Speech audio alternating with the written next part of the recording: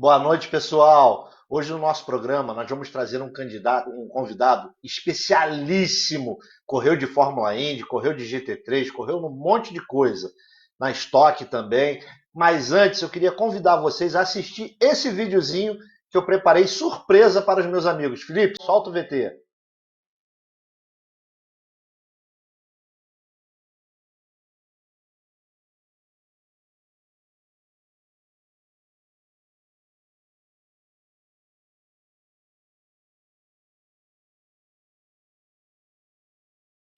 Então, pessoal, hoje eu trouxe para vocês aqui um carro que eu achei que eu nunca fosse dirigir na minha vida. Uma CLK, carroceria W208, 1999, de padrão de acabamento Elegance, com motor V8 4.3. É um carro fascinante.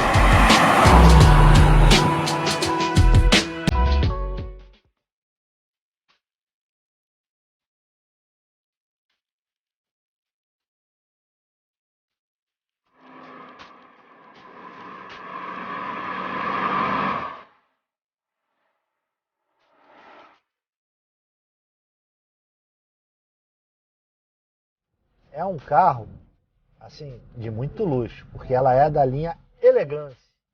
Você pode ver, ela tem acabamento de madeira e tal. O design desse carro na época foi marcante, né? E inovou, porque era uma época que já não tinha mais cupês, né? Eram muito raros os cupês. E nessa categoria de carros grandes, os cupês estavam escassos. E com esse motor V8, meu Deus do céu, é impressionante. Esse carro aqui é do ano de 1999 e tá novinho, novinho, novinho. Eu tô muito impressionado com ele.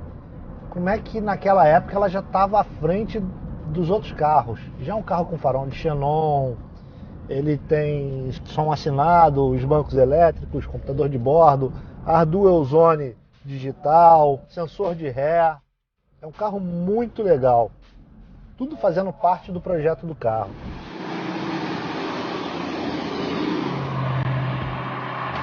O interior dele tem muito luxo. Ele começou com um padrão no couro que só tem na Mercedes. O teto solar dele é elétrico, muito bacana. A W208 introduziu no mercado a nova Face Family da Mercedes. Isso implicou num design novo, moderno, que nunca havia sido posto em prática, com novos tipos de carroceria e novos modelos de automóveis.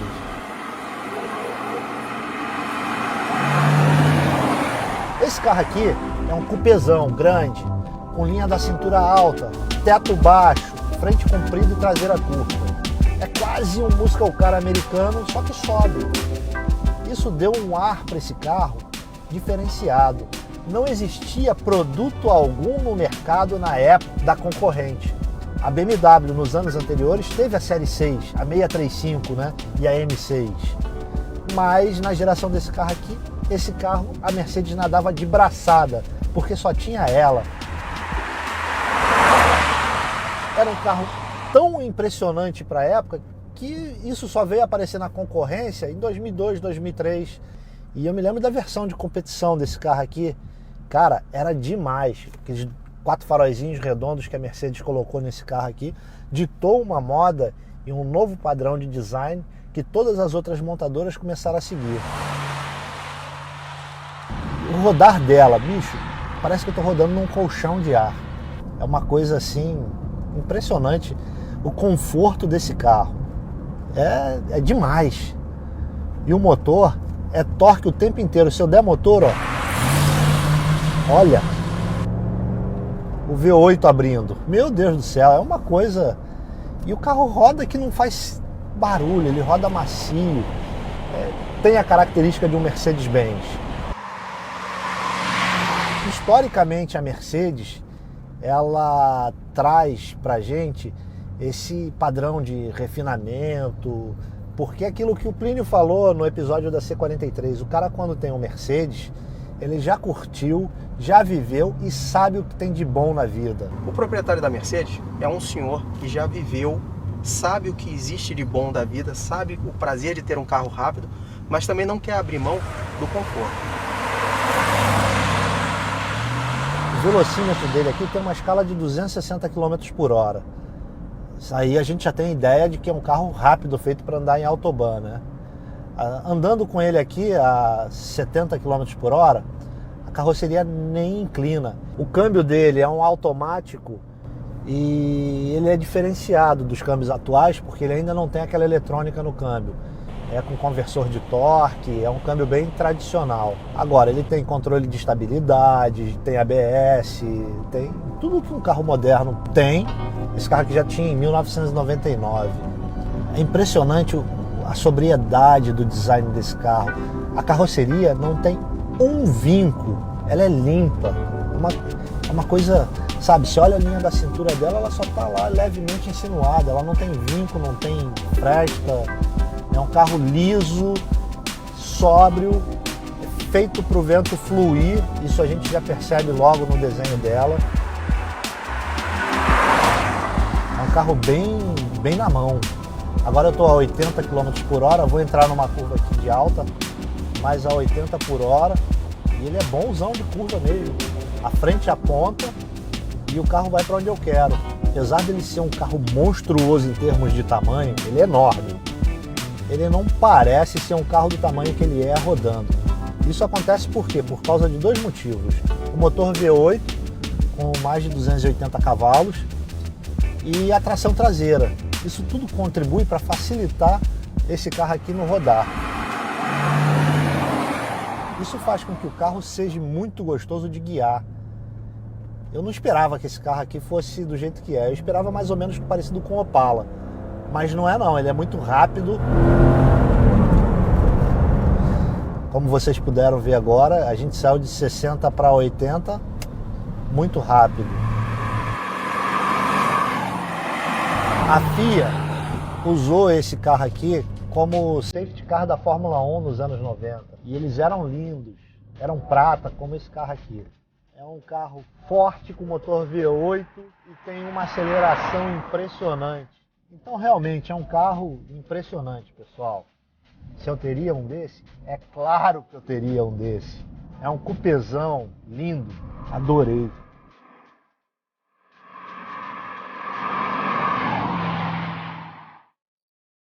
Boa noite, pessoal. Bom, eu queria anunciar a vocês que hoje nós trazemos aqui, é uma honra receber Luiz Garcia Júnior. Felipe, mostra aí. Luiz, é com você. Boa noite, pessoal. É um prazer estar aqui com todos vocês, poder dividir aí um pouquinho das experiências, né, que a gente adquiriu aí ao longo de muitos anos aí nas pistas, nos boxes, né? Então, eu agradeço aí o convite do Gildo e espero que a gente tenha um bate-papo bacana, gostoso, que as pessoas possam conhecer um pouquinho mais aí da minha história, um pouquinho das histórias aí de automobilismo. Cline e Gildo, vocês têm alguma colocação? Seja bem-vindo aqui ao programa. Olha, eu devo confessar para você que eu tenho aqui uma lista enorme de perguntas para fazer. Estou até organizando aqui qual que eu vou fazer primeiro, porque a curiosidade aqui ela é gigantesca. Então, se prepara, porque vai ter pergunta mesmo aí para a gente falar, para a gente escutar, né, você falando, né, e eu saber mais da sua história, né? Inclusive, eu até estava brincando aqui com o André, falando sobre Daytona, Indianápolis, tem um monte de coisa que a gente quer saber. Gildo, é com você. Eu me sinto honrado, acho que falo em nome de nós três e de todo mundo que está assistindo o canal Soler, que faz parte do programa Ao Volante, da Priority Conteúdos também. Muito obrigado, a sua gentileza, a sua bondade, tomando seu tempo. Luiz Garcia Júnior, que eu pude ver nas pistas, eu de cima, ele de baixo. E acho que nós temos que fazer um agradecimento, Luiz, ao grupo IndyCar Brasil, ao Fabinho, ao Alessandro, ao Everton, ao Júnior, ao André, ao Douglas, ao Rodrigo, que me deram esse presente enorme que foi reencontrá-lo. E hoje, você já me deu trabalho, porque eu fui fuçar, virar e tudo mais, e trouxe, ó, Nazaré 2000, a original, tá aqui, guardadinha, saiu do meu museu, da minha caixinha, para cá, e depois eu vou fazer uma perguntinha sobre o que aconteceu numa quase relargada que você deu trabalho para a gente lá em Nazaré, hein? Mas continua aí, André. Bom, Antes da gente começar aqui a falar o bate-papo, eu queria lembrar vocês hoje que é aniversário de 70 anos da televisão. E essa nova forma de televisão que a gente está fazendo, o streaming, veio para ficar. E eu queria agradecer a todos os meus colegas de trabalho da TV Globo por terem me dado esse suporte ao longo dos anos. Mostra aquela fotinha aí do pessoal na transmissão da Mega Rampa, Felipe. Aí, isso é uma equipe de transmissão ao vivo de um evento. Vamos voltar. Luiz Garcia, conta um pouquinho pra gente de como foi que você começou, de como é que iniciou a sua carreira até chegar no ponto mais alto aí do automobilismo. Ah, bom, eu desde muito pequeno sempre fui muito praticante e fã de esportes, né?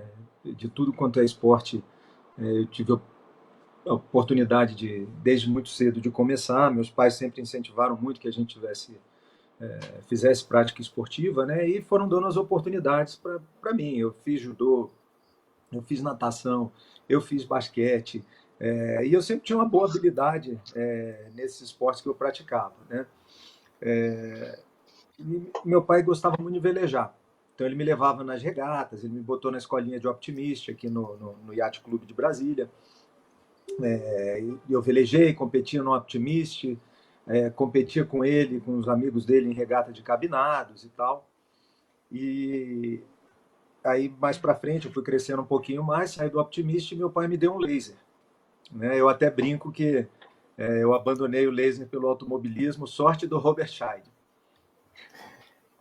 Então, eu tinha um laser e eu brincava aqui no lago, competia e tal, mas aquilo ali ainda era um pouco assim lento para mim, né? Eu ia nas regatas de cabinado e ficava lendo revista em quadrinho dentro da cabine, só servindo ali de lastro e de peso. Mas, enfim, finalzinho dos anos 70, né? Ali por volta de 79 e certamente em 1980, porque aí eu já me lembro muito bem, eu comecei a acompanhar a Fórmula 1. Né? Comecei a acompanhar a Fórmula 1 por causa do Nelson Piquet, que era um amigo da família, né? A minha mãe e a irmã do Nelson foram colegas de colégio, a gente frequentava muito a casa da dona Clotilde. Então, ali, para mim, pequeno, aquele cara que estava ali nas pistas, na televisão, era o Nelsinho. Né? Era o Nelsinho, amigo da família, e a gente estava ali torcendo por ele. Eu, naquele momento, com 9, 10 anos de idade, eu não tinha assim, a dimensão do que era, né, um piloto de Fórmula 1. Naquele momento, estava começando a aprender e comecei a me apaixonar pelo esporte.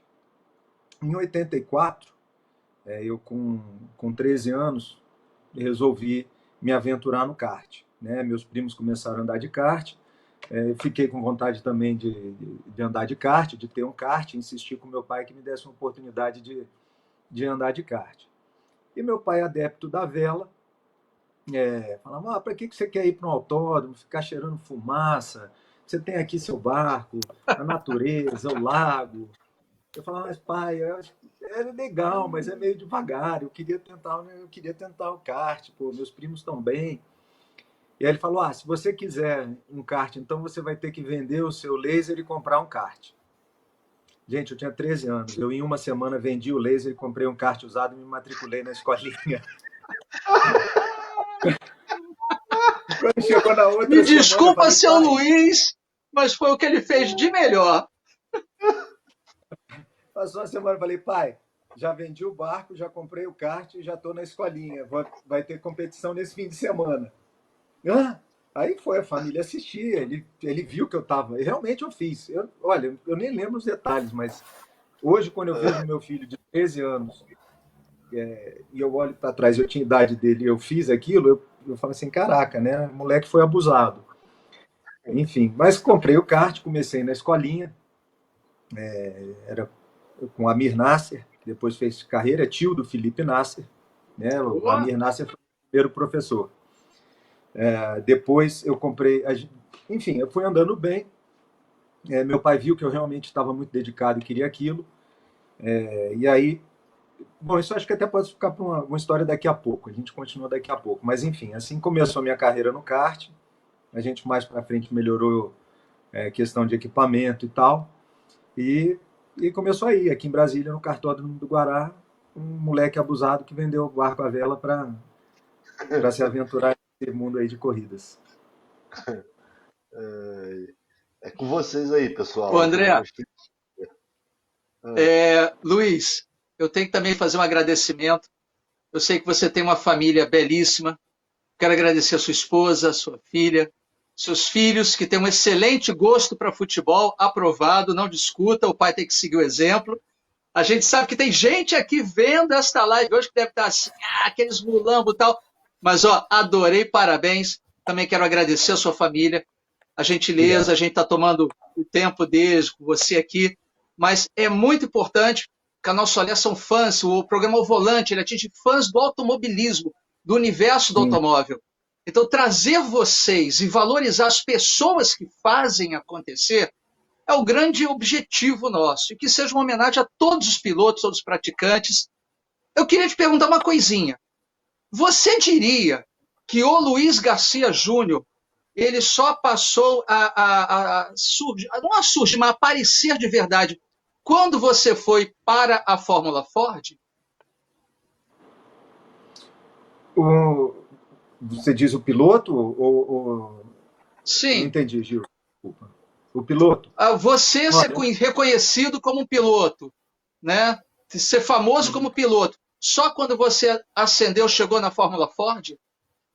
A Fórmula Ford fez uma diferença muito grande, né? A gente tinha naquele momento as corridas transmitidas ao vivo pela Rede Manchete, se eu não me engano, a TV Tarobá gerava e a Rede Manchete transmitia ao vivo, né? Em rede nacional, TV aberta. A gente não tinha essa infinidade de canais que tem hoje, então a gente tinha praticamente quatro, né? Eu acho que a gente tinha Manchete, Globo, SBT e Bandeirantes, Record, talvez, né? Então fez uma diferença muito grande, né? Eu era bem conhecido em Brasília no kart, eu já tinha ganhado tudo aqui, eu vinha ganhando nas categorias todas, vinha me destacando aqui. Eu fui muito bem em 2 brasileiros que eu fiz, né? Então assim, já tinha dentro ali do circuito do automobilismo, eu já tinha uma carreirazinha sólida no kartismo, né? Até porque naquela época era um pouco diferente também. Os pilotos corriam mais nos seus campeonatos regionais, os regionais eram muito fortes, e aí a gente ia para um brasileiro no meio do ano, aonde o pau quebrava, né? E ali todo mundo se encarava. Eu sinto falta disso no kartismo hoje no Brasil, porque aquilo ali era simples, era objetivo, e você conseguia medir quem era quem. Eu depois até tive dificuldade de acompanhar o que aconteceu no kart aqui, com a quantidade de categorias, de motores, de campeonatos, isso e aquilo.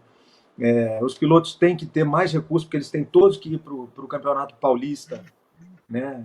Não era uma necessidade absoluta nos anos 80, eu acho que início dos anos 90 não era tão necessário. A gente conseguia começar e se destacar nas seus próprios estados. Enfim, mas quando eu subi para a Fórmula Ford, o primeiro ano, eu já me destaquei em algumas corridas e foi um ano muito difícil, porque foi o ano do Plano Collor. Foi um ano que o campeonato era para começar, vamos dizer, em março ou abril, e foi começar em julho, né? Foram 6 meses ali, foi de repente parecido com esse ano aí de pandemia, onde a gente teve uma parte do ano aí perdida, né? Mas enfim, eu me destaquei no meu primeiro ano, né? Consegui alguns pódios, um carro que a gente construiu literalmente no fundo do quintal, né? Eu viajei para a Inglaterra, tem histórias interessantes. Eu viajei para a Inglaterra 2 vezes para comprar as peças todas. Então eu pegava, a gente não tinha Google, não tinha Uber, não tinha nada disso. Eu ia para a banca, comprava a revista Auto Esporte, comprava o jornal Motor News, ia lá nos classificados. Aqui é o cara que vende as engrenagens Hewland para o câmbio. Aqui é o cara que fabrica mola. Aqui é o cara que fabrica os relógios. E saía de trem, de táxi, do que fosse para o interior da Inglaterra, comprando as peças, as coisas. Trouxe para Brasília, montei junto com o mecânico argentino, Daniel Gonzalez, e mais um ajudante. A gente construiu o carro praticamente todo. Né? A gente comprou a parte tubular e a carenagem do seu Minelli. E o resto todo a gente fez aqui no fundo do quintal. E já na primeira corrida eu pontuei, na segunda eu fiz um pódio, na terceira eu fiz um pódio, na quarta estava andando na frente, eu cheguei na penúltima corrida disputando o campeonato com o meu primo Paulo. Eram os dois primos ali disputando o campeonato, né? Infelizmente eu tive uma quebra de motor em Brasília, nessa penúltima etapa. E depois eu tive uma corrida muito boa em Goiânia, onde eu fui muito rápido. E aí eu fui convidado para fazer um teste pela equipe Texaco Petrópolis, né? Era a equipe, naquele momento, mais bem estruturada. Eles estavam abrindo uma vaga, e aí eles convidaram 10 jovens revelações ali no momento para fazer o teste para ficar com essa outra vaga. Então a gente foi para Jacarepaguá, eu fiz os testes lá e fiquei com essa vaga. E no campeonato de 91 eu fui muito bem, ganhei o campeonato, e aquilo realmente deu um destaque nacional muito grande, né? TV, jornais, enfim. Então, Ô, Luiz, vamos dar boa noite pro pessoal que chegou aí, que está nos assistindo, né? Nós estamos aqui nos assistindo aqui, que já mandaram perguntas. Danusa Palhares, Fábio Mota, Marcelo Conte, Jonas Gripe, Jackson Glatz. Bom, tem um monte de gente aqui. Eu estou lendo os que eu sempre vejo aqui, passando por aqui, né? E tem uma pergunta. Solta a pergunta em vídeo que a gente recebeu aqui para ver se o nosso amigo consegue responder. Vamos lá. Felipe, cadê a perguntinha? O Felipe quer me deixar com cara de massa mordida. Cadê a pergunta? Oi, pessoal do canal Soler, Luiz Garcia, tudo bem? Queria deixar aqui uma perguntinha para vocês, dividida em duas, vai. A primeira, qual o maior piloto, maior adversário que você viu nas pistas na Fórmula Indy? Quem que mais te impressionava? A segunda é a seguinte, Lewis Hamilton será o maior piloto de todos os tempos? Ele será maior que Schumacher, Fangio? Fala pra gente o que você pensa disso. Obrigado, um abraço aí. Obrigado. Então vamos lá. Lá na Fórmula Indy, eu acho que o cara assim, que mais me impressionou nos anos que eu estive lá foi o Juan Pablo Montoya. Muito rápido, uma capacidade incrível de andar com pneu frio, né? A gente lá não tinha os aquecedores de pneu depois dos pitstops, né? Não usava aquecedor de pneu, e ele tinha uma capacidade assim absurda de andar muito rápido com os pneus ainda frios, né? Ainda fora da temperatura e da pressão, que era uma coisa impressionante, fazia muita diferença. Na Fórmula 1, essa qualidade ele não conseguia explorar tanto por causa do uso dos cobertores térmicos, né? Mas se a gente olhar lá para trás, ele mesmo assim ele ainda era muito rápido nessas condições, né? Mas eu andei com caras assim fantásticos, né? Eu não posso deixar de citar, vou ter que citar um caminhão de gente aqui, como Gil de Ferran, Michael Andretti, Zanardi, assim, Dario Franchitti, que foi meu adversário desde a época da Fórmula Opel, né? Assim, eu vou ter que falar muito nome, o Cristiano da Mata, e por aí vai, muita gente boa, mas o Montoya tinha essa habilidade muito particular, que é uma coisa muito difícil de você ver, tá? Era um ponto fora da curva, era uma coisa que me impressionava. A segunda pergunta sobre o Lewis Hamilton. Eu acho que ele tem tudo aí para bater todos os recordes, né? Eu, pessoalmente, não sei se, na minha avaliação pessoal, considero ser o melhor da história, como eu não sei se eu considero o Schumacher o melhor, né? Os números dele até o momento são os melhores, né? Mas são condições muito particulares. Eu vou dar um exemplo aqui de como eu penso, tá? O Hamilton, todos os campeonatos que ele ganhou, ele teve nas mãos o melhor carro. Isso é indiscutível. A Mercedes tem sido o melhor carro, o carro imbatível nesses anos todos. Eu acho que é uma coisa indiscutível. O adversário dele é o companheiro de equipe dele. E eu acho que teve outros pilotos. Aí eu vou voltar, por exemplo, no Nelson Piquet, que ganhou 3 campeonatos, onde só um deles ele tinha o melhor carro. Nos outros ele não tinha o melhor carro. Mas E é o uma ano que ele diferença. ganhou, ele ainda ganhou com um problema sério de saúde. Então isso eu acho que é genial.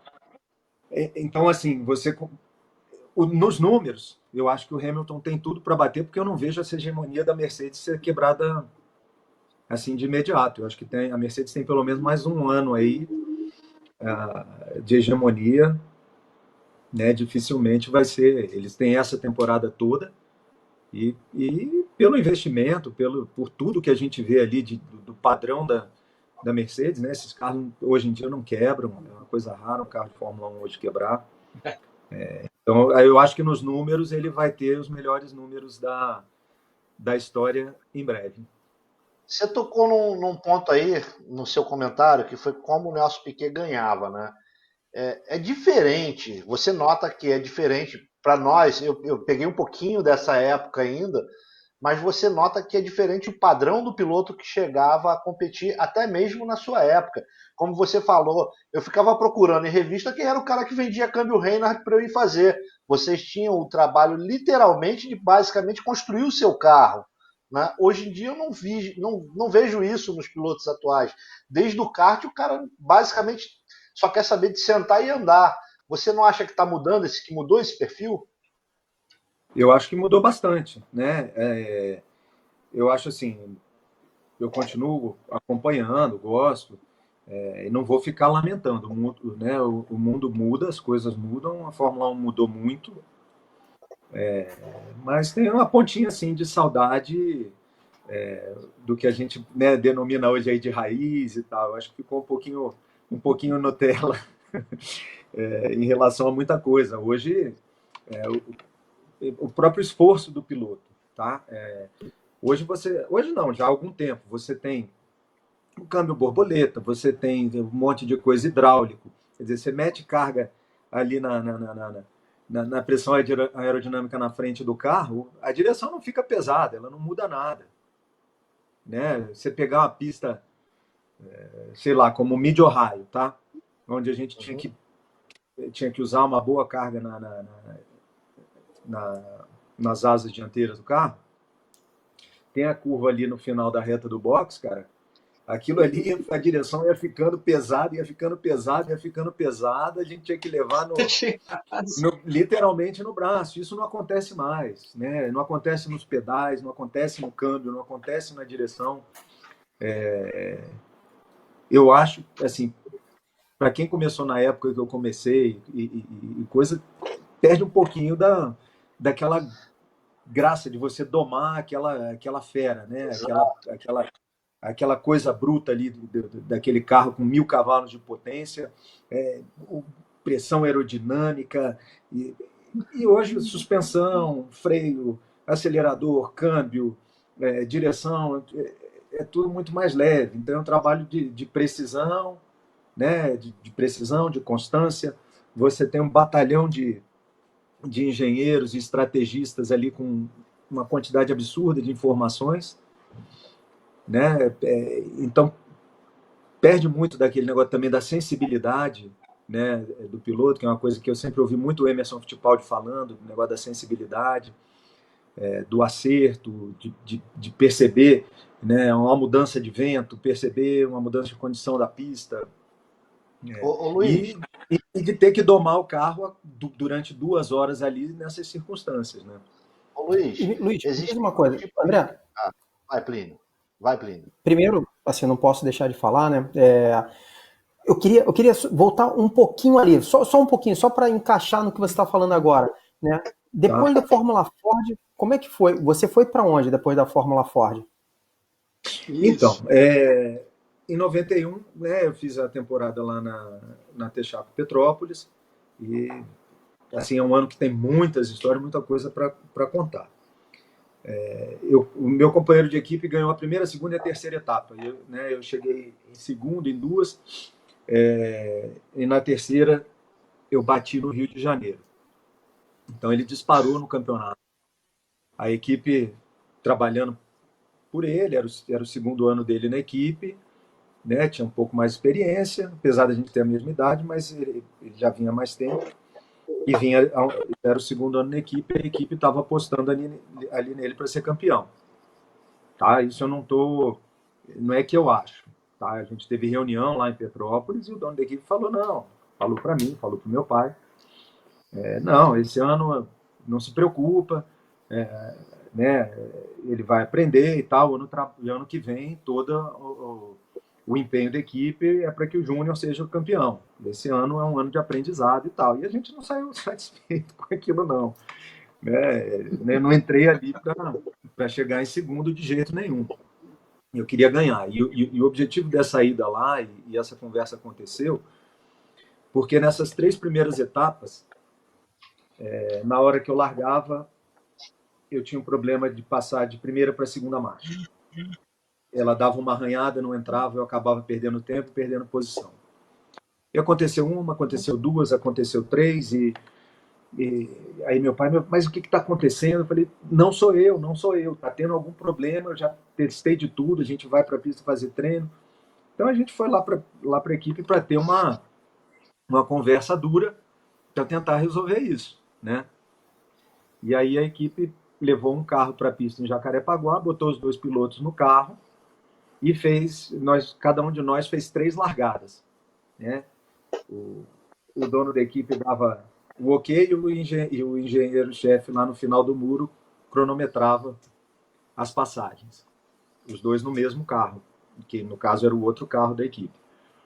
A gente fez esse teste, a minha pior passagem foi melhor do que a melhor passagem do meu companheiro. A gente saiu de lá para ir para o aeroporto, voltar para Brasília. Meu pai olhou assim para o dono dele e falou, olha, eu espero que esse problema não aconteça mais nas próximas corridas, porque acho que aqui a gente tirou a prova que ele não está fazendo, o Júnior não está fazendo nada errado, né, nas largadas. Não aconteceu mais e eu não cheguei mais nenhuma corrida atrás do meu companheiro. Eu cheguei, a partir dali, todas na frente dele, virei o campeonato na penúltima etapa e confirmei com a vitória na última em Guaporé, no Rio Grande do Sul. Só que ali aconteceu o seguinte, eu ganhei o campeonato para onde eu vou, né? Então eu tinha a opção de ir para a Europa ou de fazer a Fórmula 3 aqui, brasileira e sul-americana. A gente foi ter uma conversa com o Nelson Piquet, o Nelson orientou ir para a Europa. Falou, vai logo, não perde mais tempo. Isso foi em 92, né? Final de 91. Ok. Final de 91. Né? E eu já tinha um acerto com a equipe aqui no Brasil, porque o filho do dono da equipe tinha montado uma equipe lá na Inglaterra, na Fórmula Opel, na Vauxhall Lotus, né? Na Inglaterra, a Opel chamava Vauxhall. E eu já tinha um acerto verbal com eles, né? E a gente cumpriu. Só que o que acontece? Eles também tinham comigo já um acerto de continuar mais uma temporada na Fórmula Ford. Então eu ia fazer um campeonato lá e aqui. Eu fui para lá, eu cheguei lá e tive uma surpresa assim desagradável com a estrutura da equipe quando eu cheguei lá. A coisa estava muito precária, não deu muito certo. Era para ter ido um mecânico, um engenheiro, ia ser um chefe de equipe, ia daqui do Brasil, que já trabalhava com a gente aqui no Brasil, era para ir para ficar lá e coordenar as coisas na equipe. Esse cara acabou sendo deportado. Meu Deus. Tem uma história curiosa. Se eu contar as histórias todas aqui, a gente vai ficar uma semana. Mas, assim, eu já conhecia de ir para a Inglaterra algumas vezes, né? E a gente tinha dado a dica para ele. Falava, ô Betinho, você diz que a gente é parente e vai ficar no hotel tal, no hotel Royal Gardens, ali em Kensington, e vamos passear aqui uma semana e depois a gente vai embora. Entendeu? O cara vai e te dá um carimbo ali de 6 meses, sei lá, 6 meses, 1 ano, enfim. Né? Aí ele, não, eu já estou com a história, eu já estou com a coisa aqui toda programada, já fui orientado, eu vou falar isso e isso, que eu vou visitar. Cara, você trabalha com corrida, você vai vir aqui ficar na casa de um brasileiro que é dono de uma equipe. Eles vão te mandar embora. Você não tem visto de trabalho. Não, eu vou seguir aqui o que me mandaram fazer. Então tá bom. Resultado, né? Eu fui para Inglaterra, minha mãe até tinha ido junto comigo para me ajudar lá com coisas de casa, arrumar minha casa e tal. A gente passou pela imigração sem problema. Chegamos lá fora, encontramos o dono da equipe, estava o dono da equipe, a esposa, esperando a gente. Cara, a gente esperou umas 3 horas e o Betinho com a esposa não saíram, né? Aí eu e minha mãe fomos embora, fomos pro hotel, fomos alugar carro, ir para Attleborough, que era a cidadezinha lá do lado de Snetterton, onde eu fui morar. E horas mais tarde eles apareceram e o Beto tinha que voltar para o Brasil na manhã seguinte no primeiro voo, né, deportado. Enfim, não engoliram a história. Então, assim, a coisa começou a degringolar desde o primeiro dia, né? A gente foi para a pista, começou a acertar tudo e tal. Eu vim para o Brasil, fiz o primeiro teste de Fórmula Ford. Meu companheiro ia ser o Rubem Fontes, né? A gente fez alguns testes lá em Goiânia e tal. Eu voltei, cheguei no aeroporto de Heathrow, peguei um carro e fui direto para o treino em Brands Hatch. Cheguei lá em Brands Hatch com o fuso horário todo trocado, fui para o treino, dei uma porrada, assim, daquelas feias, num curvão de alta lá para trás. Acabou meu treino logo no início da manhã, e ali eu percebi que não dava para fazer os 2 campeonatos, um na Inglaterra e outro no Brasil, da maneira que estava desenhado, e eu tive que optar, né? Então eu tinha um carro competitivo no Brasil, e aí, inclusive, a equipe decidiu não fazer Fórmula Ford e ir para a Fórmula Chevrolet, onde ganhou o campeonato com o Djalma Fogaça, que entrou na minha vaga. Eu tinha que optar ou ficar e fazer aqui a Fórmula Chevrolet ou ficar por lá. E aí eu optei por ficar por lá. Foi um ano muito difícil, porque realmente a equipe não estava estruturada assim, para ser competitiva, ganhar a corrida.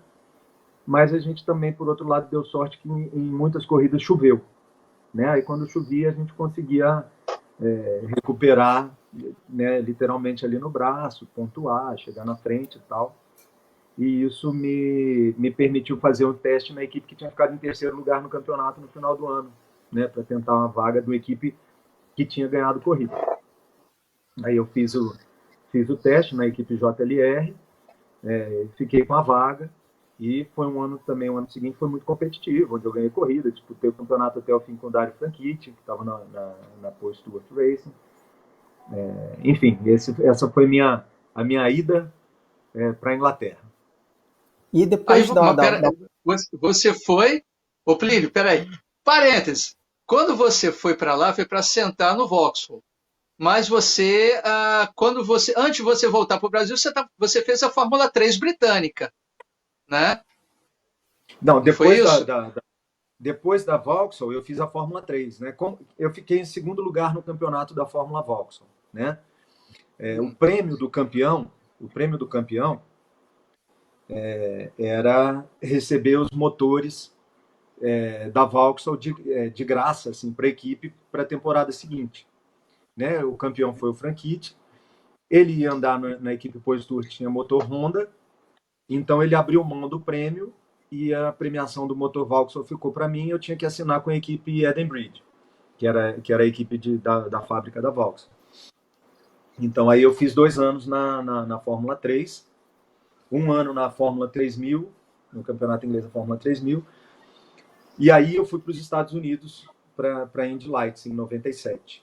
Né? Então foi assim, eu desisti de fazer a temporada dupla em 92, fiquei por lá, fiz mais 1 ano na Vauxhall, e aí fiz 2 de Fórmula 3 e 1 de 3000 na Inglaterra, antes de ir para os Estados Unidos. Luiz, perguntinha só nesse momento. Ô, André. Peraí, Gildo, calma. Vamos organizar aqui. O pessoal de casa mandou mais de 10 perguntas. Eu passei 4 perguntas agora para o Plínio ler aí, porque senão a gente vai apanhar das pessoas aqui. Plínio, começa a ler as perguntas. Vamos lá. Vamos lá. Poxa, mas eu também tenho pergunta minha aqui, André. Vamos lá. Eu sei, mas pessoal de casa, né? Pergunta aqui da Danusa. Tá. Quais foram os melhores que você andou na Fórmula Ford no Brasil? Quais foram os melhores na Fórmula Ford? Os melhores pilotos, eu imagino que sejam os melhores pilotos, né? Olha, foi um ano interessante. A gente tinha gente como Tony Kanaan correu. Ricardo Rossetti, que chegou na Fórmula 1, correu nessa temporada. Walter Salles, né, que também foi... O Walter correu comigo de kart, de Fórmula Ford, de Fórmula 3, de Indy Lights não, porque ele foi antes, e na Indy, né? Foi um cara que, assim, foi meu rival durante muitos anos. O meu companheiro de equipe era um bom piloto, infelizmente ele não conseguiu seguir carreira, mas era o Walter Bolinha Garcia Neto. Teve uma Walter carreira Garcia. teve uma carreira boa no kart em São Paulo, em Brasileiros. Ganhou corridas na Fórmula Ford, né? E infelizmente ele não conseguiu dar sequência depois, mas era um cara muito rápido, muito combativo. Enfim, tinha o Carlos Campos, era um piloto muito rápido, né? Mas você pega aí alguns caras que se destacaram bastante. Teve o Constantino Júnior, né? Que também teve uma carreira de vitórias na Fórmula 3, né? Sul-americana.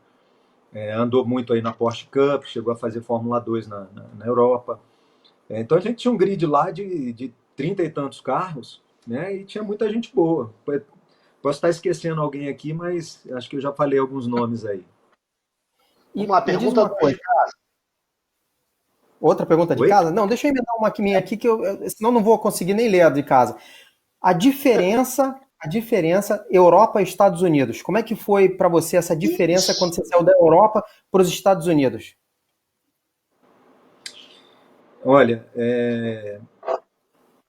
tem várias diferenças, né? A maneira como os britânicos trabalham, né? Eu gosto muito de dar um exemplo. Teve uma corrida em Oulton Park que eu tive uma saída de pista, uma batida, alguma coisa assim no treino, teve alguma coisa que quebrou na suspensão do carro no treino. O carro voltou para a garagem e aí eu olho assim, os mecânicos estão lá tranquilamente tomando o chazinho deles, né? Tomando chazinho tranquilamente, limpando aqui e ali. Eu falei, gente, bora, vamos acelerar aqui, vamos consertar para a gente ir para a próxima sessão. Eu ajudo, né? Era uma coisa que a gente fazia aqui no Brasil, né? Mesmo na equipe estruturada ali, como era a Texaco e tal, às vezes o piloto vai lá, ajuda o mecânico a levantar o carro, mudar uma coisa, vai todo mundo ali e se mata para tentar botar o carro na pista, nem que seja para uma volta na sessão seguinte, no final da sessão. O inglês falou, não dá tempo. A gente sabe que não dá tempo. Então a gente vai fazer com calma, se a próxima sessão está perdida, a gente vai na outra sessão. Assim, na maior tranquilidade, não tinha o que você falasse que o cara mudava ali aquela mentalidade dele, né? Nos Estados Unidos, eu já via de novo uma coisa parecida com isso, né? Do cara, se esforçar para dar um jeito e resolver. Então, assim, o britânico muito metódico, o americano um pouco mais parecido com a gente, assim, no lado passional, né? Onde, assim, não que lá na Inglaterra os caras também não façam a coisa com paixão, mas é uma maneira diferente de encarar as situações e de resolver os problemas. Eu tive em 2 temporadas ou 3 lá na Inglaterra alguns aborrecimentos extra-pista, né? Que eu não via aqui no Brasil, não via nos Estados Unidos, né? Vocês já devem ter escutado pilotos brasileiros se queixarem aí de situações lá onde são prejudicados em detrimento a europeus, a ingleses, né? Pilotos locais e tal. Então eu passei algumas situações assim lá na Inglaterra que me aborreceram muito, né? Me custaram um campeonato. E isso aí às vezes você fica meio chateado. E aí eu vi alguns amigos, né, como André Ribeiro, Walter, indo para os Estados Unidos e tendo sucesso né, e felizes lá com a opção, eu achei então que naquele momento era uma opção boa para mim, porque eu estava querendo buscar uma vaga na Fórmula 1 e não estava aparecendo absolutamente nada, né? Então, assim, no final de 96 foi um ano muito difícil para conseguir alguma coisa, nem que fosse piloto de testes, né, para a temporada seguinte. E eu achei que valia a pena ir para os Estados Unidos. E na Indy também tinha um clima, assim, um clima muito família no paddock, né? Muitas vezes a gente ficava nos motorhomes, confraternizava, a gente saía junto, né, os pilotos, as famílias. A gente tinha um personagem lá que era uma figura muito especial, o Gil deve lembrar, o Father Phil. Lembra do Father Phil? O pastor, o padre, né, que acompanhava o circuito. Tem as fotos com todas as provas, eu tinha que fazer uma fotografia, uma foto com ele. Pois é, era uma coisa. Que assim, Deus o tenha! Era um cara especial. Então, assim. Gordinho, fofinho, estava mais para ser duende irlandês do que para padre capelão de corrida americano, não era não? Exatamente. Então, assim, no paddock tinha um ambiente muito mais descontraído do que lá na Europa. Tá? A gente tinha um ambiente, se muitas vezes tinha competitividade, talvez não fosse tão amistoso em situações, mas no geral era um clima bem, assim, bem mais leve do que o clima na Europa, assim, no paddock. Tá? Eu acho que isso é uma diferença grande. Agora, Felipe, Legal. solta aquela outra pergunta em vídeo porque a gente tem aí. Felipe, vídeo. Salve galera, boa noite. Aqui é o Fábio Mota, um dos observadores, administradores lá do grupo Indicar Brasil. Gildo, você está com um dos melhores caras que existe no automobilismo nacional, que é o Luiz Garcia. Gente da melhor qualidade. Errou na escolha do time dele de futebol, mas você também errou e, enfim, isso é um problema que vocês vão ter que resolver. Quem não tem Ribamar vai de Gabigol. Mas, enfim, Júnior, eu conheço você há uns 20 anos, acompanho a sua carreira desde a época da Peyton Coyne, da Brian Stewart, e depois do bate-papo que a gente teve lá no grupo, que foi muito legal. Eu queria compartilhar com você, que você compartilhasse com o pessoal uma coisa que a gente já conversou, eu vi isso de perto, o nascimento do Team Hollywood Project Group, que foi muito legal. Foi uma história muito bacana aquele ano. Eu acho que valeria demais a pena você compartilhar. Eu acho que por todas as restrições de tempo, custo, pessoal, uma coisa já andando, vocês fizeram ainda um bom desempenho. Acho que o pessoal que gosta de automobilismo de verdade vai gostar muito dessa história. Um abração, meu amigo. Gildo, fiquem com Deus. Tchau, tchau. Muito bem, grande Fábio Mota. Grande Fábio, grande figura. Bom, o que aconteceu? No final de 90, eu vou tentar resumir, né, porque as histórias são longas, mas vou tentar resumir. No final de 99, no meio de 99, junto com o apoio do Emerson Fittipaldi, a gente estava tentando montar para o ano seguinte, com a equipe Hogan, uma equipe brasileira, né, com pilotos brasileiros, patrocinadores brasileiros, né, um time com apoio forte do Brasil para se colocar ali entre as grandes equipes, sair daquele nível de média, né, para uma equipe grande. Então era um projeto bacana, onde a gente já tinha comprometimento de vários patrocinadores do Brasil. A coisa estava caminhando, mas no final do ano desandou um pouquinho, culminou com a morte do Carl Hogan, né, e os filhos deles não quiseram dar continuidade com a equipe. Então a coisa foi por água abaixo, né? De um dia para o outro não tinha mais equipe. O Hélio seria também um piloto, faria parte do projeto, e ele assinou com a Penske, né, depois lá de Fontana, do acidente do Greg Moore. Né, mais para frente um pouco, né, como eu falei, o falecimento do Carl Hogan e a decisão da família dele de não continuar com a equipe, né. Então, assim, eu me vi numa situação muito difícil, porque já era início da temporada 2000 e tudo que a gente levou meses construindo foi por água abaixo, assim, num piscar de olhos. Você não consegue comprar um carro da Renner ou da Lula em cima da hora. Você tem que encomendar com antecedência. Você tem que fazer um contrato com o fornecedor de motor, porque eles têm que estar preparados para ter os engenheiros na pista, para fazer as revisões, para ter as peças suficientes. Né? Assim, não é uma coisa simples, não é uma operação simples. Né? Você vai ali, compra o carrinho na concessionária e leva para a pista. É uma coisa que demanda preparo. Né? Fora isso, você tem que ter engenheiros, mecânicos, né, oficina.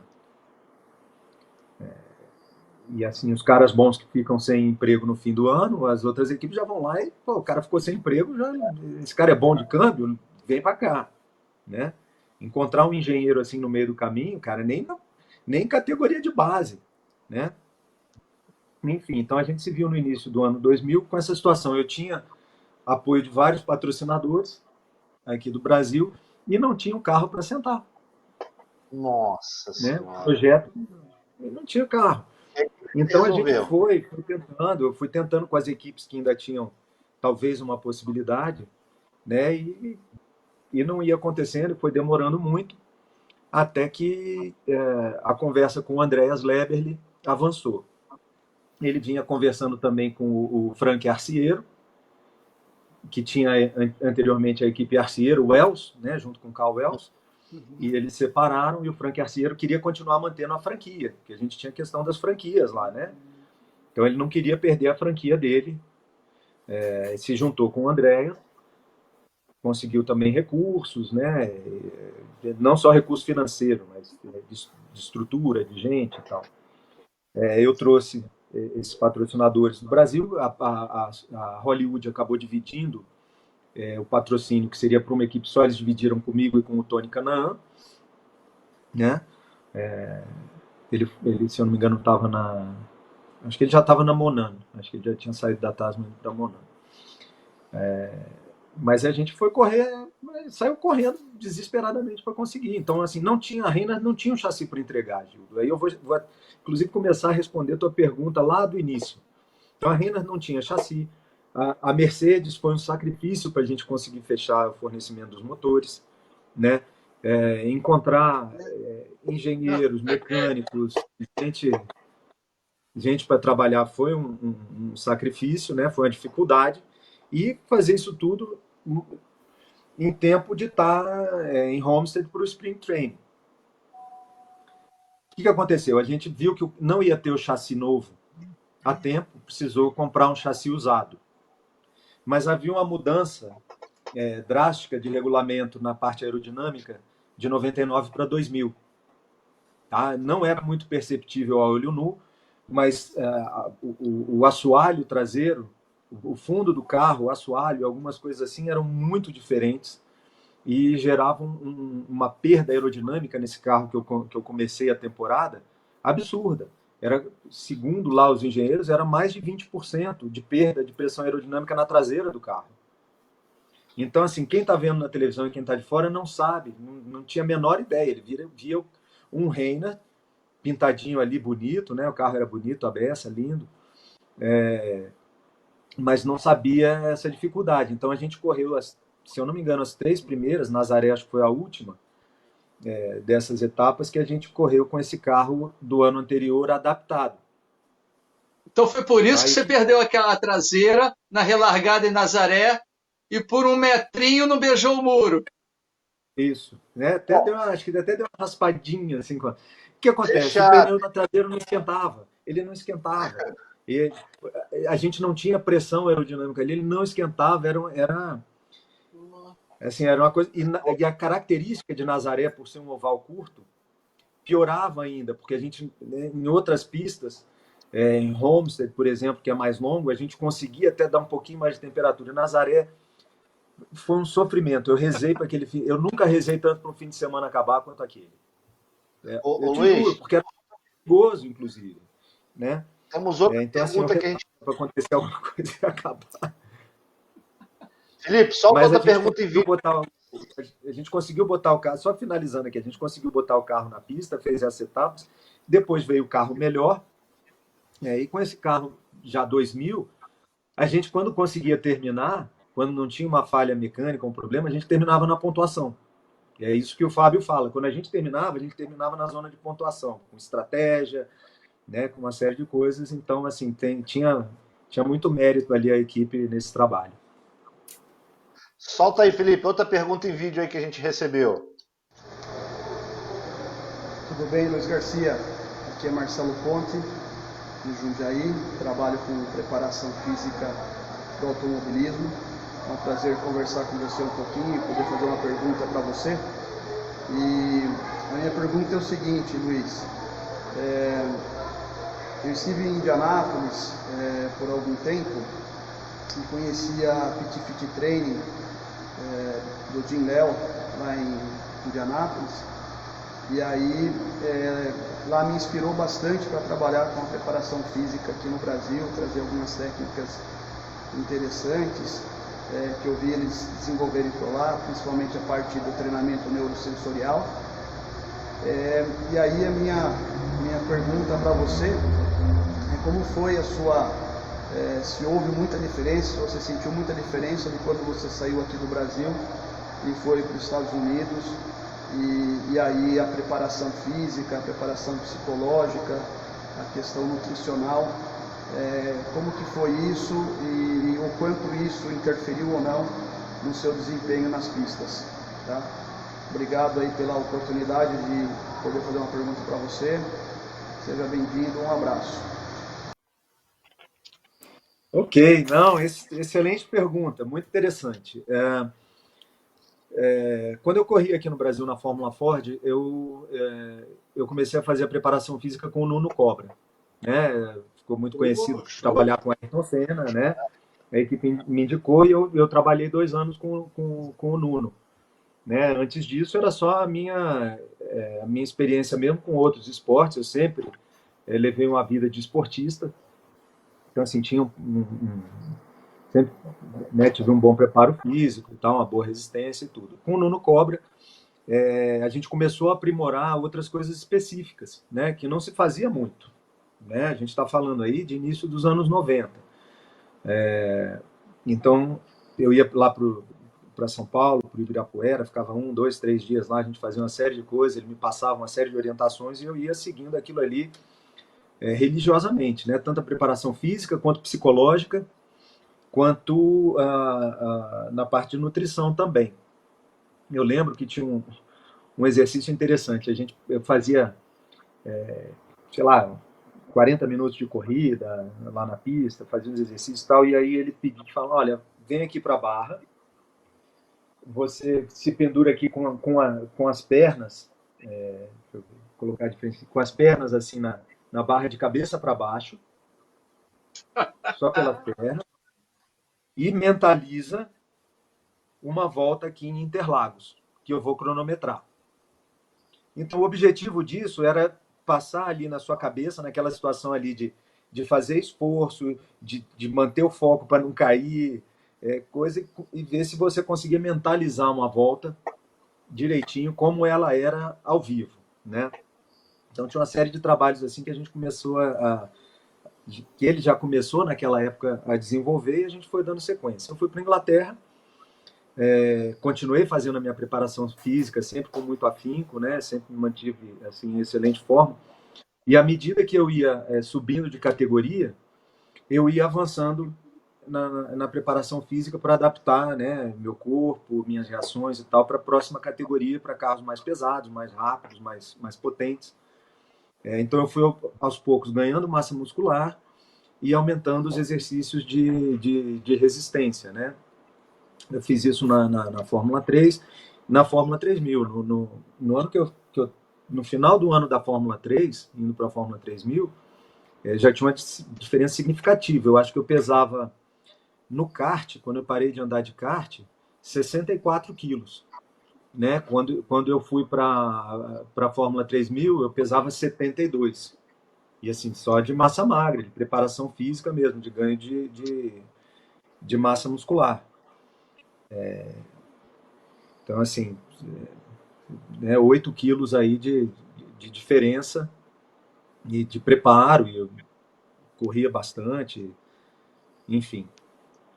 Quando eu fui para os Estados Unidos, eu continuei dando sequência. Eu mantive mais ou menos aquele mesmo peso, né? Aquele preparo, mas aprimorando um pouquinho mais para as corridas mais longas, que eram as corridas em oval. E lá eu tive a oportunidade de ir num lugar em Daytona, que chamava Human Performance International. Né? Eu voltei lá algumas vezes, eu tenho inclusive hoje aqui ainda todos esses estudos. Era um lugar que eles faziam estudos de atletas de alto nível de tudo quanto é esporte. Então, ali eles tinham um registro de vários pilotos de várias categorias, onde eles faziam uma série de... Eram 2 dias de uma bateria de testes enorme para ver onde você se encaixava em relação a outros pilotos e, inclusive, para ver o que poderia ali no preparo físico e coisa, no reflexo, etc., diferenciar um cara que é vencedor, né, um vencedor, de um piloto mediano. Então aquilo ali foi muito interessante. E eu continuei com preparador físico, tanto lá na Inglaterra, quanto na época que eu fui para os Estados Unidos. Eu nunca deixei de ter alguém me acompanhando, estudando e aprendendo sobre as necessidades, né, físicas aí necessárias para a gente desempenhar Luiz, assim, em alto nível. em 99, você participou de toda a temporada de Fórmula Indy, né? E tem uma corrida que, para mim, ela foi especial porque eu estava lá vendo vocês, né? Que foi a Rio 200 aqui no Rio de Janeiro. A gente sabe que foi uma corrida diferente porque choveu na quinta-feira e vocês não puderam treinar. Você na sexta-feira, sexta ou sábado, você não pôde treinar na classificação. Eu preparei um VTzinho. Felipe, solta aquele VTzinho da Rio 500. Eu queria que ele falasse depois um pouquinho dessa Rio 500. Solta o VT, Felipe.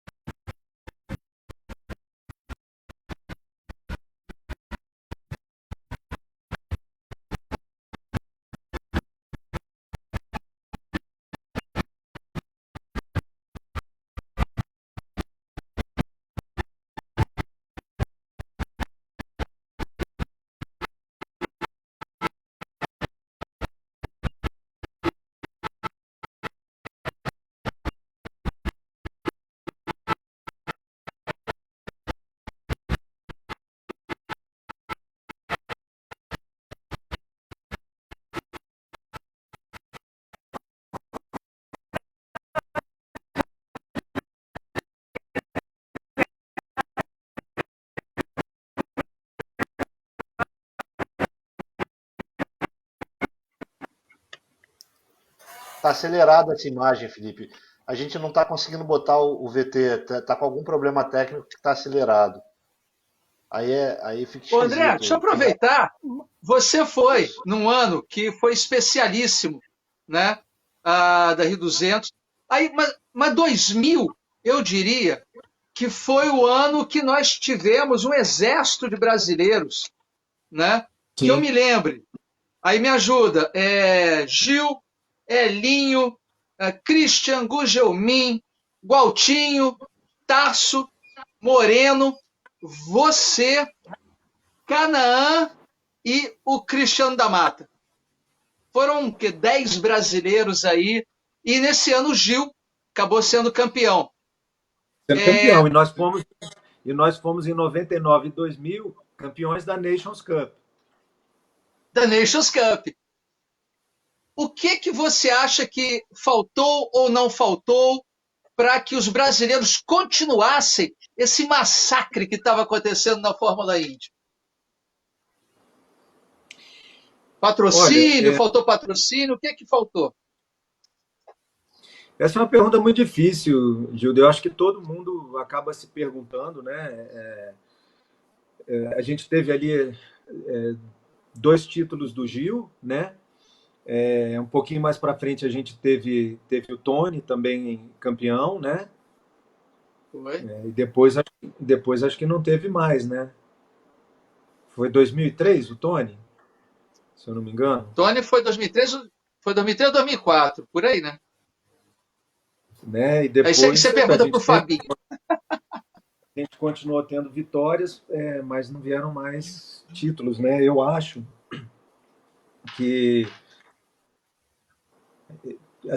que começa desde o automobilismo de base aqui, como eu falei, o kart ficou uma coisa confusa aqui no Brasil, na minha opinião, tá? E assim, eu não posso nem dizer que é uma opinião de um profundo conhecedor atualmente do kartismo brasileiro, mas o que a uma certa distância me pareceu que o kartismo ficou confuso, que o automobilismo de base aqui ficou confuso e que também o automobilismo no mundo mudou, né? Hoje, para você chegar na Fórmula 1, você tem que estar desde muito, muito cedo numa das escolinhas das grandes equipes.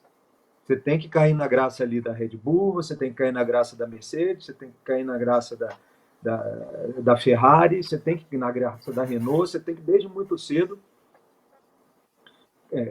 muito novinho, já está na Europa. Hoje a molecada está indo para a Europa, para o mundo inteiro, com 13, 14 anos. Quer dizer, não é fácil para um brasileiro fazer isso. A gente ia mais tarde, muito mais tarde, né? Então, assim, muitas vezes não é fácil para a família.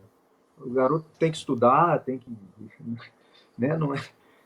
Cria uma série de obstáculos para nós aqui também, uma série de dificuldades, porque o automobilismo mudou, né? Então, assim, a gente tem problemas internos, nossas categorias de base acabaram, e a gente tem esse problema que é internacional, da mudança do automobilismo, que hoje, para um cara chegar na Fórmula 1, ele, com raras exceções, ele tem que estar desde muito cedo ali, numa dessas escolinhas das equipes, né? Quem hoje ali, ou que está chegando, que não foi por esse caminho, né? Uhum. Foi por isso que você voltou para o Brasil? Não, eu voltei depois do 11 de setembro, né? Eu tinha comentado isso na outra live lá no Grupo IndyCar. O 11 de setembro foi um baque muito violento para a Champ Car, né? Já tinha aquele problema da cisão com a IRL, problema de televisão, muito mal conduzido pelo Andrew Craig, que foi o presidente, né, da kart durante um tempo, perdeu espaço grande para a IRL, com um produto muito melhor ele perdeu espaço, já dificultava para os patrocinadores americanos. Então eu vim para o Brasil para tentar me organizar e ajudar a equipe onde eu estava, né? Eu estava de volta lá com o Dale Coyne. E aí eu tive um acidente, eu tive que fazer umas 2 cirurgias no joelho, que me custou 1 ano e meio de recuperação, né? E aí fica muito difícil, fica muito complicado. É complicado para um campeão, um multicampeão, sair de uma categoria top e voltar, né? Conseguir a vaga e ser competitivo já é difícil. Imagina para quem está buscando ali o seu lugar ao sol, né? Está numa equipe pequena, média, tentando mostrar serviço para voltar. Já chegou mais 50 caras ali querendo uma oportunidade também, né? E eu perdi uma segunda oportunidade com a equipe Fittipaldi Dingman. Eu tinha o assento para mim e eu ainda não estava fisicamente apto para voltar aos treinos e tal. Então, assim, ali passou do ponto, não deu mais para voltar. Foi por isso. Mas aí você foi sentar no Stock Car, que no Brasil é uma categoria muito competitiva. Com esses acidentes, essas coisas todas, como é que foi a tua passagem pela Stock Car? E vou emendar. Aí você também, não satisfeito, foi sentar numa categoria sensacional, a GT3. Me conta como foi e a passagem. Olha, a Stock Car chegou num momento num momento inesperado, né? Eu não realmente início de 2005, eu não estava esperando voltar para as pistas ali naquele ano e apareceu de repente, né? Uma ligação também do Emerson Fittipaldi, ele falou, olha, tem o Wilson, meu irmão, está lá na equipe com o Washington Bezerra, não sei o quê, tem a possibilidade de fazer mais um carro, e eu tive um contato muito bom aqui com o pessoal do Unibanco, eles têm interesse na categoria, me pediram alguma dica, uma coisa, eu falei no teu nome. Assim, foi muito rápido e a coisa encaixou. Então, o Washington Bezerra e o Wilson Fittipaldi se dispuseram a fazer mais um carro na equipe, eram 3 carros, né? Era eu, o Popó Bueno e o Rodrigo Esperafico. O Rodrigo. O Unibanco entrou patrocinando a equipe, né? E as coisas assim aconteceram muito rápido, né? E foi uma temporada muito bacana. Foi uma experiência muito legal. Eu pude rever colegas antigos de kart, de Fórmula Ford, de Europa, de Estados Unidos, né? Foi muito legal, né? Foi uma pena não continuar, mas a Stock Car é uma categoria também assim complicada. Luiz, você precisa estar no lugar certo, né? recebemos mais uma pergunta aqui. Agora é do patrão, dono da Priority Conteúdos, André Baltazar. Vamos lá. Luiz, você chegou a correr no kartódromo do Guará, em Brasília. É verdade que o kartismo em Brasília é muito forte? Pergunta 1. Pergunta 2. As equipes americanas da kart tratavam os pilotos brasileiros como talentosos ou os gringos como estranhos no meio? Pergunta 3. A Priority tem um programa no forno sobre as maiores embates dos bons tempos no kart. Qual piloto de kart foi a pedra no seu sapato? E para qual piloto de kart você foi a pedra no sapato dele? E a pergunta 4 é sobre a Rio 200 lá, mas não consegui passar o VT, então a pergunta 4 eu tirei. Vamos lá. Então, peraí. Vamos lá. Kartódromo do Guará.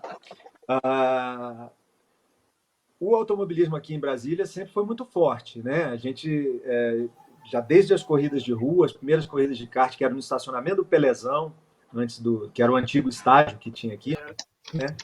Depois veio o Kartódromo do Guará, tinha muita gente muito boa. E aí a gente pode começar a falar alguns nomes, né? A gente teve Alex Dias Ribeiro, teve Nelson Piquet, teve Rodolfo Moreno,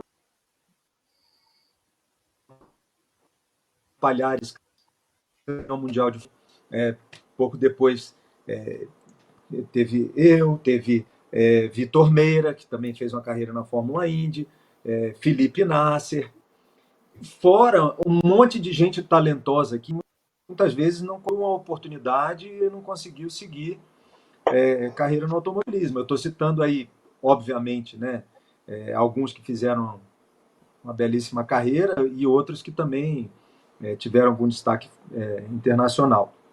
Né? Então, não faz tanto tempo a gente está aí com tem Felipe Nasser. E eu posso citar ainda outros nomes que também correram aí pelo exterior, em várias categorias e tal.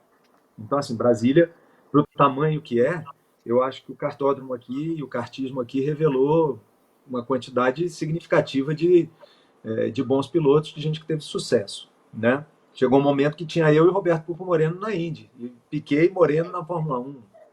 É verdade. Né? Então isso é muito, eu acho que é motivo de orgulho aqui pra gente. Quem foi pedra no meu sapato no kart? Tinha um piloto aqui de Brasília, o Rafael Badra.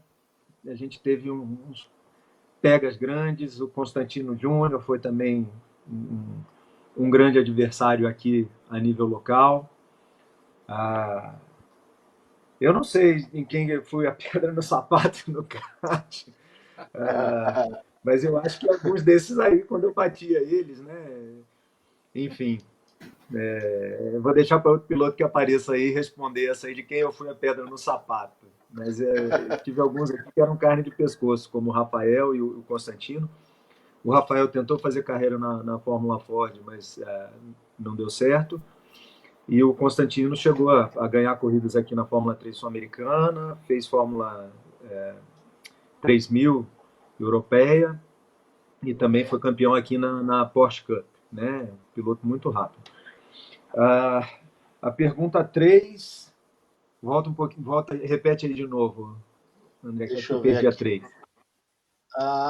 Vamos lá. A Priority tem um programa no forno sobre os maiores... Não, essa é a pergunta que você acabou de responder. Pergunta 2. Não. A Priority acho que essa é a 4. Vamos lá. As equipes americanas da kart tratavam os pilotos brasileiros como talentosos ou como gringos estranhos no meio? Não, tinham, e eu acredito que até hoje ainda tem, muito respeito pelo automobilismo brasileiro. Tá? O piloto brasileiro, eu, pelo menos, sempre fui muito bem tratado, tá?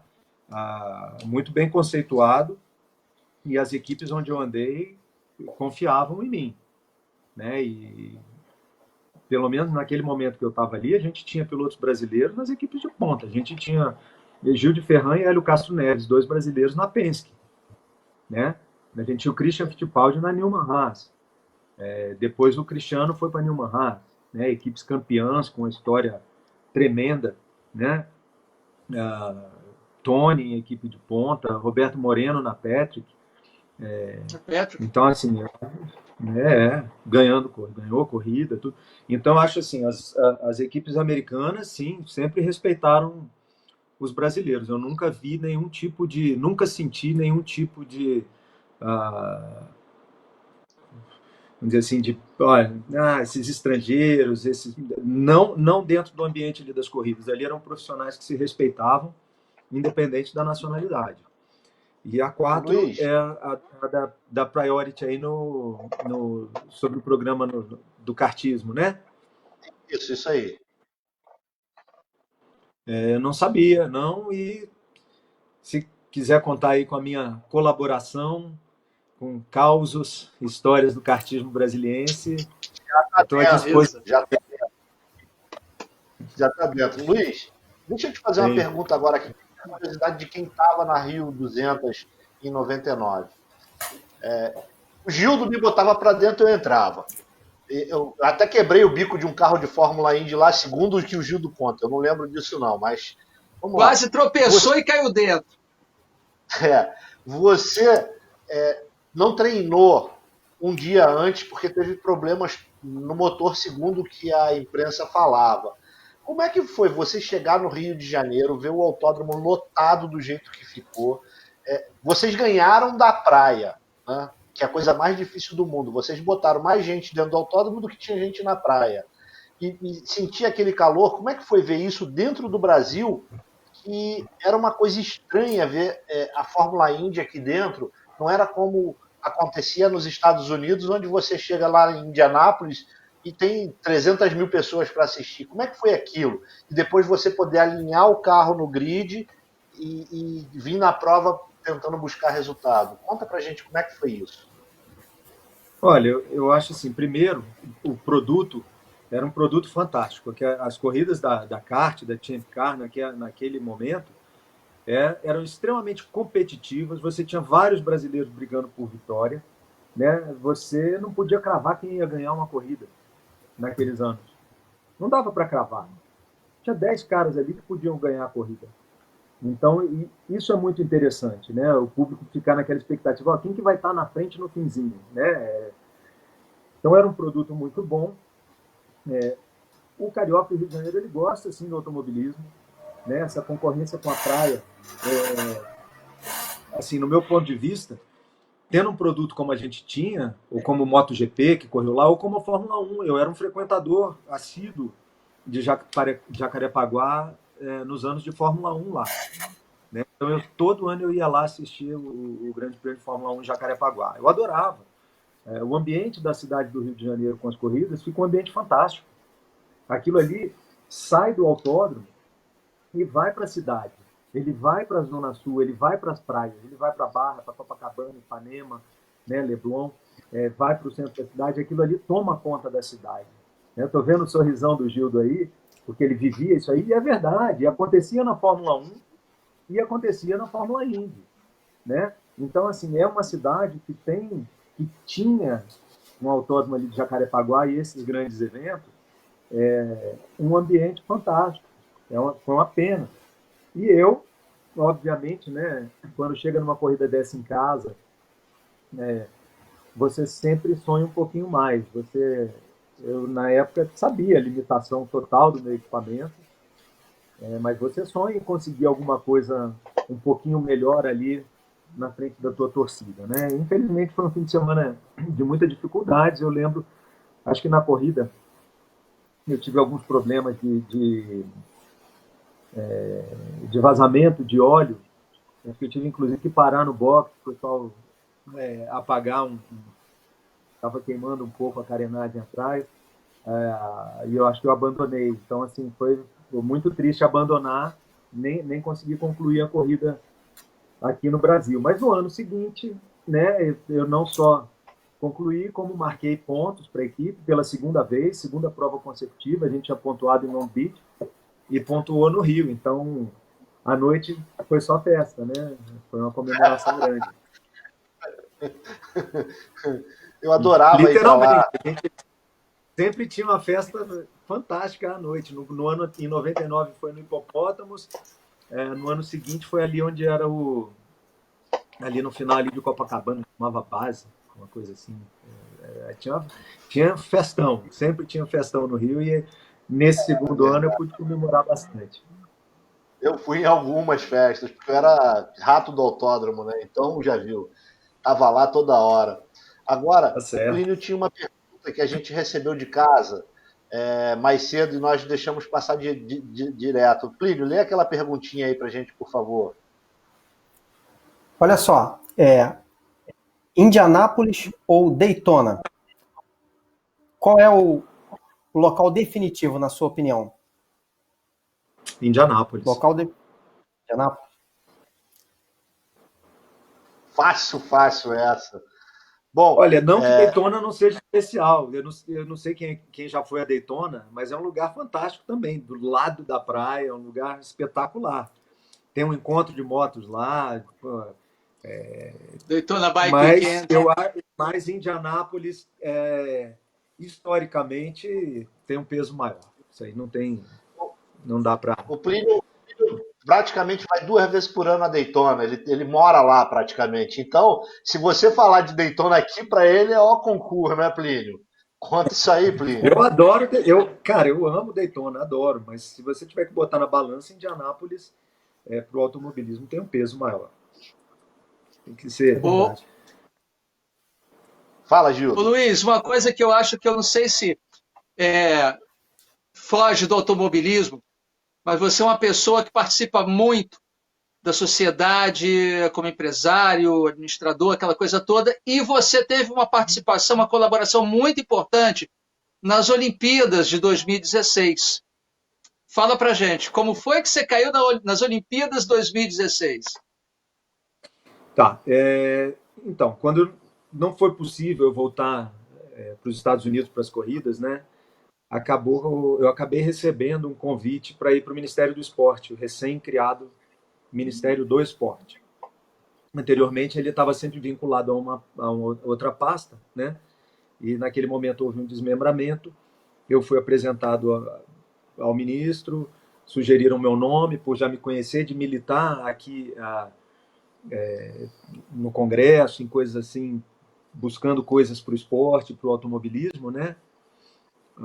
Como eu militei aqui na questão dos patrocínios de cigarro, a gente estava tentando conseguir uma sobrevida porque já existia um acordo da Organização Mundial de Saúde com a própria FIA, né? De aquilo ali em algum tempo progressivamente terminar, era coisa de mais 2, 3 anos. E aqui o Brasil entrou com uma legislação muito dura e muito imediata e teve impacto em muita gente. Eu, inclusive, né? Foram honrados alguns contratos que estavam em vigência, outros não. Não sei se vocês lembram, em 2003, no final do ano, quase não teve Fórmula 1 no Brasil.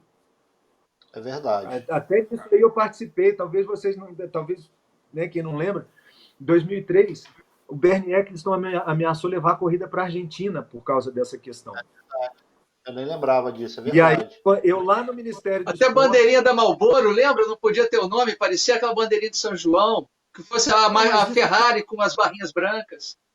Isso já fazia tempo, mas ia ser banido definitivo o patrocínio de cigarro. Só que o Brasil meio que se adiantou nessa situação, era uma questão de campanha para o José Serra, né, naquele momento, e aí não teve jeito. Eu militei muito aqui, conheci muita gente que depois vieram me indicar lá para o Ministério do Esporte. Mas, enfim, né? E aí eu lá no Ministério do Esporte... Aí eu fui para o Ministério do Esporte, eu chefiava toda a área internacional lá, era uma experiência nova, mas foi muito gratificante. E eu aceitei o convite, gente, porque o ministro me prometeu, me ofereceu participar do grupo que estava elaborando a lei de incentivo ao esporte, né? Um instrumento que durante a minha carreira toda eu nunca tive, né? Nenhum atleta, nenhum esportista até então havia tido uma possibilidade dessa de uma lei de incentivo, e aquilo ali mexeu um pouco comigo. Eu falei, olha, é uma maneira que eu posso dar uma contribuição para o esporte no país em geral, é uma coisa que vai me trazer uma realização pessoal grande, né? Já que eu não posso estar fazendo aquilo que eu mais gosto, eu vou contribuir de outra maneira. E foi muito legal, eu trabalhei muito na elaboração dessa lei de incentivo, eu defendi algumas causas das quais eu me orgulho muito, e uma delas foi não tirar o automobilismo e algumas outras modalidades da possibilidade de ter o patrocínio incentivado. Essa eu posso bater no peito e falar, eu banquei, eu briguei, porque senão tinha algumas modalidades que a turma lá considerava de elite, né? E só para relembrar, era um ministério comandado pelo PCdoB, então tem muito essa coisa, né? Isso é de elite, aquilo é de elite, né? E eu briguei muito e eu convenci no argumento e no conhecimento meu de esportista de manter várias modalidades e alguns pontos que foram muito importantes aí para o esporte nacional.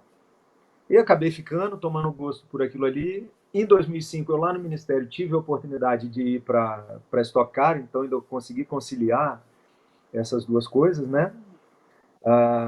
E ali eu fiz muitos contatos. Quando foi em 2009, houve uma eleição no Comitê Paralímpico Brasileiro, e o presidente me conhecia, eu estava tocando as empresas da família, tinha saído do Ministério do Esporte, e o presidente que foi eleito já me conhecia meu trabalho, conhecia a atuação que eu tinha capacidade de ter em várias frentes, né, que poderiam auxiliar o comitê, e me apresentou um projeto muito interessante. E eu fiquei lá 8 anos e passei por 2 ciclos olímpicos, o de Londres e o do Rio. E ali no do Rio eu participei de várias comissões, na Rio 2016, né? Foi mais uma oportunidade de trazer assim, conhecimento na área esportiva, porque às vezes tem muita gente que está ali envolvido e não conhece tanto do esporte, né? Então foi muito gratificante de ver o Brasil ser capaz de organizar o maior evento de logística do mundo em tempos de paz. A logística envolvida numa Olimpíada, numa Paralimpíada, só perde para uma movimentação de logística de guerra. Então, assim, a quantidade de pessoas uma coisa, não tem nada que aconteça, né, no mundo que movimente logística como esses jogos. Então foi muito legal, porque foi muito aprendizado e também foi muita contribuição. Olha só, peraí, Luiz, temos agora uma notícia ruim e uma notícia boa. A notícia ruim é que a gente está próximo do final já do nosso horário, a gente extrapolou o horário. Temos uma pergunta do André Baltazar e temos uma pergunta do Danilo. O Daniel Cardoso, ele quer saber como é que foi acelerar o kart, o carro da Fórmula Indy a primeira vez, a sensação de aceleração. Boa. E a Baltazar é o seguinte: os gringos são bons de oval e deixam a desejar no circuito misto. É ali que os sul-americanos e os europeus ganham o campeonato na Fórmula Indy? E ele está agradecendo a sua participação no programa Ao Volante de hoje e já avisou que você vai vir novamente no programa M50 do Renato Russo para falar sobre os karts. Perfeito. Bom, a primeira pergunta, né? Olha, a sensação de realmente acelerar um monstro daqueles de quase 1000 cavalos de potência foi uma coisa... É até difícil de explicar, mas Quando você para no box, os seus mecânicos estão todos rindo, o pessoal que trabalhava comigo estava todo mundo rindo, porque eles ficam assim, ó, vamos esperar a aceleração lá na reta de trás. Se esse cara realmente é do ramo, na hora que apontar lá, ele vai enfiar o pé todo no fim do acelerador. Aí dito e feito, né? Apontava lá atrás, o pezão no fundo do acelerador, justamente para sentir aquela... Cara, você gruda lá no fundo do carro, você sente aquela força bruta de aceleração, e aí você pensa assim, cara, era aqui que eu queria ter chegado mesmo. Quando eu comecei lá atrás no kart, era isso aqui que eu queria sentir. Aí você vê que o seu sonho se tornou realidade. É nesse primeiro momento.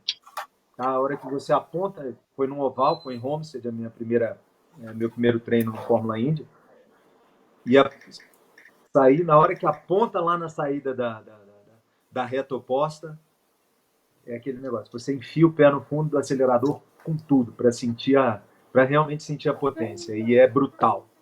Tá? É uma coisa brutal que você pode continuar ali por muitos anos, que aquilo ali continua te dando um prazer muito grande, né? Diferente das categorias de base, onde você se acostuma muito com aquilo. Mas quando você chega num monstro daquele lá de quase 1000 cavalos, amigo, a brincadeira muda de patamar. E aí você vê que ali valeu a pena. Você sentiu a desaceleração do tempo quando você dá essa patada? Parece que está tudo passando mais devagar. Não, cara, para te ser sincero, né? Você tem que focar 100 metros ali na frente, prestar atenção em tudo que está acontecendo, antes de você começar a ter a percepção de outras coisas, né? Então, assim, primeiro você tem que estar seguro que você está com o domínio do carro ali, que você está no controle da situação, que você não vai fazer uma besteira na hora de frear ali, né, de frear ou de apontar, porque é uma outra dinâmica. Aí eu vou começar a entrar na segunda pergunta, que é a questão do oval e do misto, né? Então, assim, são escolas, em geral, diferentes, né? A escola americana é muito daqueles dirt tracks, aquela corrida que o carro sai andando de traseira na terra, né? E aqui no Brasil a gente começa no kart em pistas padrão europeu, né? Pista de corrida apropriada para corrida, eventualmente uma coisa de rua. Então são escolas diferentes. Quando um brasileiro que começou a carreira aqui ou foi para a Europa e tal, chega lá nos Estados Unidos, ele tem que se adaptar. E aí ele está encarando gente que já tem 10, 20 anos de bagagem ali diferente da dele, e ele tem que se adaptar e aprender muito rápido. Isso é uma coisa, né, muito importante para um bom piloto. O bom piloto ele tem que muito rápido aprender a dominar ali o carro, a situação, a pista, porque a gente não tem tanto tempo para treinar e se adaptar. Então a gente tem que se adaptar. E aí eu vou contar um pouquinho, né, o que acontece. Uma das primeiras coisas que te ensinam quando você vai para um oval é a mudar o seu ponto de foco. Você, quando anda num circuito misto, você está olhando a pista aqui 10 metros na sua frente, 20 metros na sua frente, né? Você está focando aqui na entrada da curva. À medida que você contorna, vai chegando no apex, você vai focando na saída da curva. Um oval é diferente. E quanto mais rápido é esse oval, mais lá na frente você tem que focar colocar o ponto de foco da sua visão. Os caras te falam, ó, se você olhar para a entrada da curva, você vai ter a percepção que ela é mais fechada, vai virar mais a direção e você vai perder a traseira, você vai bater. Então, quando você vai apontar na entrada da curva, e é engraçado, né? Porque às vezes a curva é nesse formato assim, e eles chamam a entrada da curva de um número, né? A curva 1 e a saída da curva é curva 2. Para nós é uma curva só, né? Mas eles chamam a entrada de 1 e a saída de 2. Então, quando você está apontando aqui na 1, o seu foco tem que estar lá na 2. Você não está olhando aqui o que você está fazendo. Você olha aqui antes. você tem que focar lá 100 metros lá na frente para mudar essa sua percepção, para você ver a pista mais aberta, e você vê que o carro dá conta de fazer. Então você tem que olhar muito mais lá na frente. A sua movimentação nos pedais tem que ser muito mais sutil. Então você tem que ser muito mais suave no pedal, em tudo. No acelerador, por quê? 300 e cacetada por hora, você acelera o carro, o que ele faz? A frente levanta. Você freia, a traseira levanta. Né? Num circuito misto com menos velocidade, meio milímetro não faz tanta diferença aerodinâmica e tal, mas num oval a 300 e cacetada, esse meio milímetro da frente levantada ou da traseira, você perde a frente ou a traseira do carro. Então você tem que... Por isso é aquele negócio, você muitas vezes, você está no acelerador com o direito e você vem suave com o pé esquerdo no pedal do freio, justamente para o carro não pitch, né? Não fazer esse pêndulo. Né? Quanto mais estável ele tiver, menos risco de você perder a frente ou a traseira. Nessas velocidades com a carga aerodinâmica, se você tirar o pé do acelerador brusco, é a mesma coisa que você pisar no freio, né? Pela velocidade e a carga aerodinâmica. E a mesma coisa com a direção também. Você tem que ser mais suave, muito preciso. Então você tem que ajustar ao teu jeito de guiar. Mas eu acho que os brasileiros conseguiram se adaptar muito bem. Né? O Emerson Fittipaldi era muito bom em tudo quanto era oval, o Gil era muito bom, o Elinho venceu 3 vezes em Indianápolis. Né? Então, assim, o brasileiro vai lá, o brasileiro tem uma capacidade enorme de se adaptar. Então, isso aí não é dificuldade. Luiz, rapidinho, tinha diferença, tinha os 2 chassis, o mais longo para a Super Speedway e o mais curtinho. Tinha diferença na condução? Você sentia isso? Era muito gritante? É gritante, é uma diferença significativa. Né? É o que eu falei, e quanto mais rápido você vai, mais significativa é essa diferença. Né?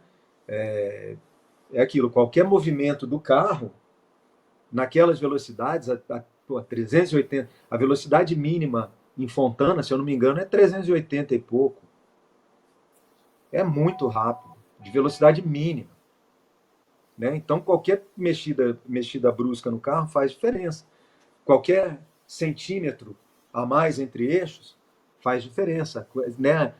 Você muda o regulamento, asa mais alta, mas faz... A gente sente essas coisas, Gildo. A gente vai treinando ao longo da vida inteira. Quando você fala assim, é 1 milímetro. Cara, 1 milímetro a gente sente e faz diferença. Né? Em qualquer coisa no carro de corrida. Senhores, infelizmente eu vou ter que parar aqui a live, porque o Felipe, ele está desesperado lá, sexta-feira à noite, ele está lá na emissora sozinho, está aqui no rádio, aqui no meu ouvido, por favor, pede para ele acabar agora, porque o Felipe está sozinho lá, a emissora está fechada, e aí ele está sozinho. Então, Felipe, seus pedidos foram atendidos, eu interrompi a live hoje. Mas, Luiz, você vai voltar conosco no Ao Volante e vai voltar no M50. O André Baltazar pediu para te agradecer. Você vai estar no especial de kart. Tá? Felipe, combinado. Tamo junto. Quando precisar, só chamar, avisar e a gente participa. Obrigado, gente. Obrigado pela oportunidade. Até a próxima. Obrigado, querido. Você está de volta, mestre. Já estão acompanhando também. Obrigado.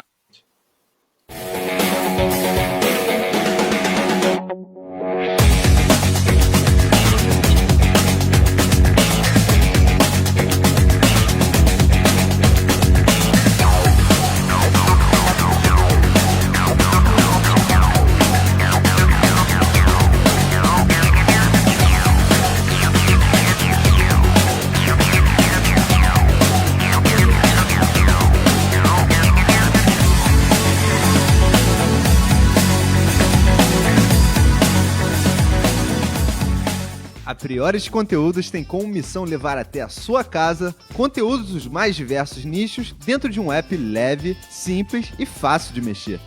Vá até a loja de aplicativos, Google Play ou Apple Store. Digite Priores Conteúdos, selecione o app e aperte para baixar. Espere um instante e pronto! Ao abrir o aplicativo, uma lista de programas variados está disponível na palma da sua mão. Clipes, desenhos, humor, programas de futebol, kartismo, vôlei, Priority Conteúdos. Baixe o app e se divirta.